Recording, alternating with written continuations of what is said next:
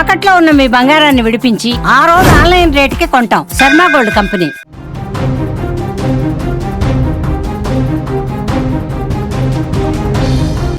YouTuber Vaishnavi హత్య కేసులో సంచలన విషయాలు వెలుగులోకి వస్తున్నాయి. ముందుగా కుటుంబ గొడవ కారణంగా వైష్ణవిని భర్త హరిబాబు ఒక్కడే దారుణంగా హత్య చేసినట్లు భావించారు. కానీ వైష్ణవి కుటుంబ సభ్యులు ఇప్పుడు సంచలన విషయాలను వెల్లడిస్తున్నారు. భర్త హరిబాబుతో పాటు వారి బంధువులు లక్ష్మి, ఆనంద్, అశోక్ నలుగురు కలిసి వైష్ణవిని హత్య చేసినట్లు ఆరోపించారు. 5 నెలల గర్భవతి అని కనీసం కనికరం కూడా లేకుండా దారుణంగా చంపిన వారిని కఠినంగా శిక్షించాలని డిమాండ్ చేస్తున్నారు. ఇప్పటి వరకు కూడా కేవలం భర్త హరిబాబు మాత్రమే చంపి ఉంటాడు అనేటువంటి అనుమానాన్ని అందరూ కూడా అంచనా వేశారు. కానీ ఇప్పుడు బంధువులు చెప్తున్నటువంటి మాటలు చూస్తుంటే, బంధువులు చేస్తున్నటువంటి ఆరోపణలు చూస్తుంటే ఈ హత్య వెనక బంధువులు కూడా ఉన్నారు అనేటువంటి ఒక కొత్త కోణం కూడా వెలుగులోకి వచ్చింది. ముఖ్యంగా ఎవరైతే హరిబాబుకు సంబంధించినటువంటి వారి కుటుంబ సభ్యులు ఉన్నారో ఆ కుటుంబ సభ్యులు కూడా ఈ హత్యలో పాల్గొన్నట్లుగా నేరుగా వైష్ణవికి సంబంధించినటువంటి తల్లిదండ్రులు కూడా ఆరోపిస్తున్నారు. ఇప్పుడు పోలీసులు కూడా ఇప్పటివరకు కూడా ప్రాథమికంగా వారిద్దరి మధ్య జరిగినటువంటి గొడవలో భాగంగానే యాదృచ్ఛికంగా అంటే ఆ గొడవ కాస్త చిలికి గాలివానలా మారి హత్య వరకు దారి తీసి ఉంటుందేమో అనేటువంటి అనుమానాన్ని పోలీసులు వ్యక్తం చేసి ప్రాథమికంగా ఆ కోణంలోనే దర్యాప్తు ప్రారంభించారు. కానీ ఇప్పుడు తల్లిదండ్రులు, ముఖ్యంగా వైష్ణవి తల్లి అలాగే కుటుంబ సభ్యులు చెప్తున్నటువంటి మాటలు చూస్తుంటే, వాళ్ళు చేస్తున్నటువంటి ఆరోపణలు చూస్తుంటే ఇది ఖచ్చితంగా పథకం ప్రకారం జరిగినటువంటి హత్యగానే ఇప్పుడు అందరూ కూడా భావిస్తున్నారు. అంటే ఈ హత్యకు ప్రధాన కారణం హరిబాబు ఒక్కడే కాకుండా దీని వెనక మోటివేషన్ ఖచ్చితంగా వాళ్ళ ఫ్యామిలీ మెంబర్స్ వైపు నుంచి కూడా ఉంది అనేది ఇప్పుడు ప్రధాన ఆరోపణ.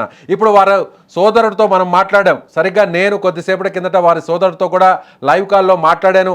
సుమన్ చెప్పిన దాని ప్రకారం అంటే వైష్ణవి సోదరుడుగా ఉన్నటువంటి కజిన్ బ్రదర్గా ఉన్నటువంటి సుమన్ కూడా సరిగ్గా ఇదే ఆరోపణ చేశాడు, ఇదే అనుమానాన్ని వ్యక్తం చేశాడు. అంటే వీరందరూ నిద్రిస్తున్నటువంటి సమయంలో అంటే వైష్ణవి భర్త హరిబాబుకు సరిగ్గా 12 గంటలు 12:30 ఒక గొడవ జరిగినట్లుగా, సో ఆ గొడవ జరుగుతున్నటువంటి సమయంలో చప్పుడు వచ్చిన వెంటనే వైష్ణవి తండ్రి వారి గది వరకు వెళ్ళి తలుపు తట్టాడు.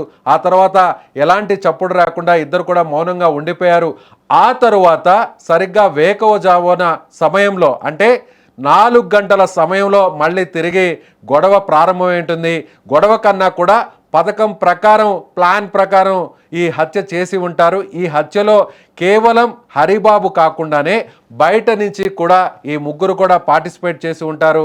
సో బయట నుంచి అంటే హరిబాబు తల్లి అలాగే వారికి సంబంధించినటువంటి కుటుంబ సభ్యులు కూడా నేరుగా వాళ్ళ ఇంటికి వచ్చి అంటే ఎవరైతే ఉన్నటువంటి ఆమె తల్లిదండ్రుల ఇంటికి వచ్చి వారి గది లోపలికి వచ్చి పథకం ప్రకారం కత్తితో పొడిచి చంపిన తర్వాత ప్రాణం పోయింది అనేటువంటి విషయాన్ని కన్ఫర్మ్ చేసుకున్న తర్వాతే సో అక్కడి నుంచి హరిబాబు బయటకు వచ్చాడు అనేటువంటి ఒక సంచలనమైనటువంటి వాస్తవాలను కూడా ఆ కుటుంబ సభ్యులు వెల్లడిస్తున్నారు. సో ఇలాంటి సంచలనం అంటే గాఢంగా ప్రేమించి కేవలం 3 నెలల్లో ప్రేమించాడు. ప్రేమించిన తర్వాత తనకు పెళ్లి చేయకపోతే సో ఈ భూమి మీద తాను బతకను, తన కోసం అవసరమైతే చనిపోతానంటూ కూడా ఆత్మహత్యా యత్నానికి ప్రయత్నించినటువంటి హరిబాబు ఇప్పుడు గర్భవతిగా ఉన్నటువంటి తన భార్యను, ప్రేమించి పెళ్లి చేసుకున్నటువంటి భార్యను ఇంత కిరాతకంగా హత్య చేస్తాడని ఎవరు కూడా ఊహించలేదు.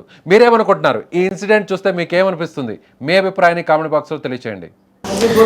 భర్త ఒక్కడు చంపలేడు, అత్త 2 బావలు మొగడు కలిపే చంపిర్రు. వాళ్ళు కలిసి ఎన్న నుంచో చంపుతాం అన్నారు. నిన్న రాత్రి వచ్చిర్రు, కుక్కలు మొరిగినాయి మాకు. అవన్నీ మొరగంగా కూడా మాకు ఏంటిదో అనుకున్నాం, కానీ ఇట్లా చంపుతారని మేము ఊహించలే. ఎందుకంటే భర్తకు నమ్మి మా వాళ్ళు, మా సెల్లును మా మరిది బంగ్లా మీద పడుకున్నారు. వాళ్ళు ఇక భార్య భర్తలు అయ్యాలి, చిన్నపిల్లలు ఆడుకుంటారు పండుకొని ఈ రూమ్లో వండబెట్టిర్రు. వాళ్ళు బంగ్లా మీద ఉన్నారు. కుక్కలు మొరుగుతున్నాయి, ఎందుకు మొరుగుతారని వాళ్ళు అనుకున్నారు. వచ్చిర్రు, దొరకబట్టి చంపిర్రు మొత్తం. హరిబాబు, సిత్తర్ లక్ష్మి, ఆనంద్, అశోకు అలా 4గురికి శిక్ష పడాలి. మీరు పట్టించుకోకపోతే ఇంక ప్రపంచం మీద చాలామంది ఆడపిల్లలు అన్యాయం అయిపోతారు. అసుంటి చంపిన అత్తకు, చంపిన బావలకు, మొగనికి ఖచ్చితంగా మరణ శిక్ష విధిస్తేనే అందరికీ సంతోషం ఉంటుంది. మళ్ళీ ఎవరు ఇలాంటి అగాజాలకు పాల్పడకుండా భయపడతారు. ఏ అత్తలైనా కోడలని బిడ్డలాగా చూసుకోవాలని కోరుకుంటున్న ప్రాణాలు తీయద్దు. ఇట్లా ఒక తల్లి కడుపు కోత 5 నెలల గర్భవతి అది. ఫస్ట్ పెళ్ళి అయినాక 3 నెలలకు నెల 15 రోజులు అయింది గర్భవతి. లోపల తీసుకుపోయి ఆయన తీపిచ్చిండు. తీపిచ్చినాక మీ అమ్మకి చెప్పకు, మీ నాన్నకి చెప్పకు, ఎవరికి చెప్పకు అని చెప్పిండు. చెప్తే 2-3 రోజులు అయినాక 8 రోజులు అయినాక మళ్ళీ మెల్ల తల్లికి చెప్పింది, మాకు చెప్పింది. ఎందుకు మాకు చెప్పలేవంటే నువ్వు ఎవరికి చెప్పకు అని నెల 15 రోజులు గర్భవతి చేసిండు. తర్వాత ఇప్పుడు మళ్ళా 4 నెలలు. ఇప్పుడు 4 నెలలు ఇంట్లో దొరకొచ్చారు. ఎట్లా కూర్చున్నారు ఏం మాట్లాడుకున్నారు. అలా 4 వచ్చిండ్రు. ఎండ్ల పడితే అలా ఓడిచిండ్రు, చంపేసిండ్రు సార్ వాళ్ళు.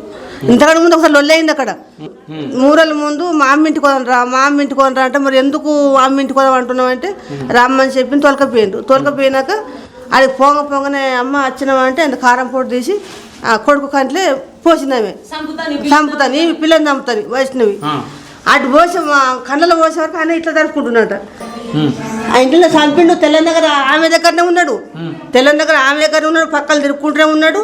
బయటకు వచ్చిండు. వీళ్ళు బంగుల మీద పడుకుని ఇంట్లో ఇవ్వలేరు, కొడుకులు బిడ్డలు ఇవ్వలేరు. ఇక వీళ్ళిద్దరు ఉన్నారు.